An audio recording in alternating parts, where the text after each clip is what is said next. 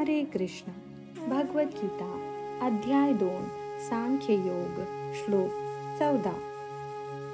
मात्रा स्पर्शास्तु कौन्तेय शीतोष्ण सुख दुःखदः आगामपायिनो नित्यास् तांस्तितिक्षस्व भारत. मात्रा स्पर्शा इंद्रिय विषयांची जाणीव. तू केवळ कौंतेय हे कुंतीपुत्रा, शीत हिवाळा, उष्ण उन्हाळा, सुख सुख दुःख आणि दुःख दाह देणारे, आगम येणे, अपायिनः अदृश्य होणारी, विनाश पावणारी, अनित्य अनित्य, तान ती सर्व, तितिक्षस्व केवळ सहन करण्याचा प्रयत्न कर, भारत हे भरतवंशजा. हे कौंतेया, तात्पुरती उत्पन्न होणारी आणि कालांतराने विनाश पावणारी जी सुखदुःखे आहेत ती हिवाळा आणि उन्हाळा यांच्या येण्या जाण्याप्रमाणे आहेत. हे भरतवंशजा, ती सुखदुःखे इंद्रियांना होणाऱ्या जाणीवेपासून निर्माण होतात आणि मनुष्याने ती क्षुब्ध न होता सहन करण्यास शिकले पाहिजे.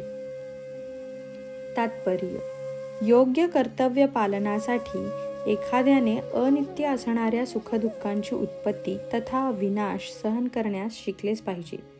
वेदाज्ञेप्रमाणे एखाद्याने माघ, जानेवारी फेब्रुवारी महिन्यातही भल्या पहाटे स्नान करणे आवश्यक आहे. त्यावेळी अतिशय थंडी असते. तरीही जे धार्मिक तत्वांचे पालन करतात ते अशा वेळी स्नान करण्यास मागे पुढे पाहत नाहीत. त्याचप्रमाणे मे जून महिन्यातील कडक उन्हाळ्यातही स्त्री स्वयंपाकघरात स्वयंपाक करण्यास पुढे मागे पाहत नाही. प्रतिकूल वातावरणातही मनुष्याने आपले कर्तव्य पालन केलेच पाहिजे. त्याचप्रमाणे युद्ध करणे हे क्षत्रियांचे धार्मिक तत्व आहे आणि जरी एखाद्या क्षत्रियाला आपल्या मित्र किंवा नातेवाईक यांच्याशी युद्ध करावे लागले तरी त्याने आपल्या नियत कर्मापासून ढळू नये. ज्ञानस्तरापर्यंत उन्नत होण्यासाठी एखाद्याने नियत विधिविधानांचे पालन करणे आवश्यक आहे. कारण केवळ ज्ञान आणि भक्तीद्वारेच मनुष्य मायेच्या बंधनातून स्वतःला मुक्त करू शकतो. अर्जुनाला ज्या 2 नावांनी या ठिकाणी संबोधण्यात आले आहे ते सुद्धा महत्त्वपूर्ण आहेत. त्याला कौंतेय नावाने संबोधण्यामुळे त्याच्या आईकडच्या बाजूकडील थोर नातेवाईकांचा बोध होतो आणि भारत या नावाने संबोधण्यामुळे त्याच्या पित्याकडील असणाऱ्या श्रेष्ठत्वाचा बोध होतो.